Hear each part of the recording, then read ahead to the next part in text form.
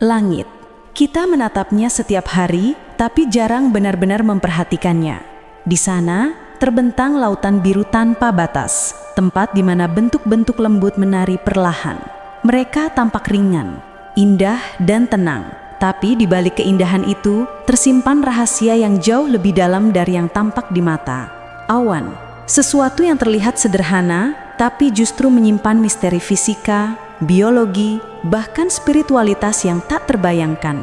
Bagaimana mungkin sesuatu yang mengandung ribuan ton air bisa menggantung di langit tanpa jatuh? Mengapa awan bisa berubah bentuk dari lembut seperti kapas hingga menjadi badai yang menelan langit? Dan apakah kita benar-benar tahu apa yang sebenarnya bersembunyi di balik putihnya yang damai itu? Sains menjelaskan, awan terbentuk ketika uap air naik ke atmosfer dan mendingin hingga membentuk titik-titik air kecil. Namun, titik-titik itu begitu kecil, 1/100 mm, sehingga gaya angkat udara lebih kuat dari gravitasinya. Karena itu, awan melayang, bukan jatuh. Tapi, jika satu awan kumulus biasa bisa mengandung 1,5 juta kilogram air, bagaimana udara bisa menahannya? Fakta ini saja sudah cukup untuk membuat manusia menyadari ada keseimbangan luar biasa yang sedang bekerja di langit. Namun, ada hal yang lebih aneh lagi. Di dalam awan, para ilmuwan menemukan mikroorganisme hidup, bakteri dan spora jamur yang menempel pada partikel air. Mereka bisa bertahan di suhu ekstrim, terbang ribuan kilometer di udara, bahkan menyeberangi benua. Setiap hujan yang turun mungkin membawa kehidupan dari satu belahan dunia ke belahan lainnya. Awan, secara harfiah, adalah kendaraan kehidupan. Sebuah biosfer melayang yang terus bergerak di atas kepala kita, membawa rahasia biologi yang belum tuntas dijelaskan. Dan bukan hanya itu, ada jenis awan yang sama sekali tak menyentuh air, disebut noctilucent clouds atau awan malam bercahaya. Awan ini hanya muncul di atas kutub, di ketinggian lebih dari 80 km, jauh di atas awan biasa. Terbuat dari partikel debu meteorit dan es tipis, ia bersinar biru keperakan saat matahari terbenam, seolah langit menyalakan lampu rahasia. Awan ini baru muncul dalam 1 abad terakhir, dan ilmuwan menduga pembentukannya berkaitan dengan perubahan atmosfer akibat aktivitas manusia. Mungkinkah itu tanda bahwa langit sedang bereaksi terhadap kita? Sementara di pegunungan tinggi, awan berbentuk aneh muncul, lentikulas, awan piring terbang. Bentuknya begitu sempurna, simetris dan diam, membuat banyak orang meyakini itu adalah UFO yang menyamar. Pilot pesawat menghindarinya karena di dalamnya tersembunyi turbulensi ganas, meskipun tampak begitu damai dari jauh. Awan ini terbentuk ketika angin bertemu dengan puncak gunung dan membentuk pusaran tetap. Namun, bagi sebagian orang, bentuknya yang misterius bukan kebetulan. Di berbagai budaya kuno, awan seperti ini sering disebut sebagai tempat turunnya para dewa. Jika awan bisa membentuk badai, berarti mereka juga menyimpan energi. Sebuah awan cumulonimbus bisa memiliki muatan listrik yang setara dengan ribuan bom. Di dalamnya, suhu bisa mencapai -60 derajat Celcius. Tekanan berubah drastis, dan gesekan antar partikel menciptakan petir. Kilatan itu bisa menyambar dengan kecepatan 300.000 km per detik. Setiap kali petir menyambar, sebenarnya kita sedang menyaksikan salah satu fenomena energi terbesar di bumi, dan semuanya berasal dari awan yang lembut di langit.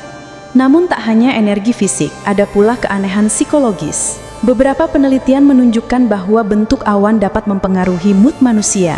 Awan bulat lembut cenderung membuat orang merasa tenang, sementara awan gelap dan bergelombang meningkatkan kewaspadaan dan stres. Langit secara halus berinteraksi dengan jiwa manusia. Dalam banyak tradisi kuno, awan dianggap sebagai cermin hati langit, menggambarkan suasana dunia dan emosi manusia di bawahnya. Dan mungkin bukan kebetulan bahwa banyak kisah religius menghubungkan awan dengan kehadiran Tuhan.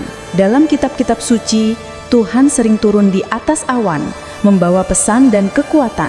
Dalam mitologi Yunani, para dewa bersemayam di langit, di balik awan putih Olympus. Dalam ajaran Timur, awan menjadi simbol keseimbangan antara unsur air dan udara, dua elemen kehidupan. Mungkin dari dulu manusia sudah merasa ada sesuatu yang lebih besar di balik gerakan lembut awan. Tapi seiring waktu, manusia belajar memanipulasi langit. Teknologi cloud seeding kini memungkinkan kita menciptakan hujan buatan. Dengan menabur partikel perak iodida ke udara, manusia memicu kondensasi buatan. Namun, eksperimen ini memunculkan pertanyaan etis dan eksistensial. Apakah kita masih pengamat langit atau sudah menjadi pengendalinya? Dan apa konsekuensinya bagi ekosistem global jika kita terus mengubah siklus alami awan? Dalam beberapa dekade terakhir, muncul pula fenomena aneh di langit. Awan berbentuk wajah, spiral cahaya, hingga lingkaran raksasa di atmosfer. Sebagian dianggap efek optik, sebagian lagi menjadi bahan spekulasi. Apakah semua itu kebetulan? Atau langit sedang mencoba berkomunikasi dengan kita dalam bahasa yang belum kita pahami? Yang menarik, bentuk awan juga mengikuti pola matematika yang sama dengan gelombang laut, bahkan aliran darah manusia. Mereka bergerak sesuai hukum fraktal, pola alam yang berulang di berbagai skala, dari kecil hingga besar. Artinya, struktur awan tidak acak. Ia adalah bagian dari desain alami yang sama dengan yang membentuk pohon, sungai, dan bahkan DNA kita. Langit dan tubuh manusia ternyata berbagi pola yang identik. Bukankah itu menakjubkan? Di balik semua itu, ada misteri lain yang jarang dibahas. Suara dari awan. Beberapa peneliti atmosfer mencatat fenomena infrasound, yaitu suara berfrekuensi rendah yang dihasilkan oleh awan badai. Manusia tidak bisa mendengarnya, tapi hewan bisa. Beberapa spesies burung dan gajah diketahui merespon perubahan suara langit jauh sebelum badai datang. Mereka mendengar sesuatu yang kita tidak bisa, seolah awan berbicara dalam bahasa yang sunyi dan hanya sebagian makhluk yang bisa memahaminya. Namun, awan bukan hanya penjaga hujan, ia juga penjaga iklim. Lapisan awan menahan panas bumi di malam hari dan memantulkan cahaya matahari di siang hari. Tanpa awan, suhu bumi bisa melonjak ekstrim di siang hari dan membeku di malam hari. Mereka adalah penyeimbang kehidupan, sebuah sistem alami yang menenangkan planet dari amukan cuaca luar angkasa. Namun, kini awan mulai berubah. Citra satelit menunjukkan pola pembentukan awan di beberapa wilayah mulai tidak normal. Beberapa ilmuwan menduga polusi udara dan peningkatan suhu global membuat awan terbentuk lebih rendah dan menipis. Itu berarti bumi kehilangan cermin alaminya, dan tanpa keseimbangan awan, iklim bisa berubah jauh lebih cepat dari yang kita bayangkan.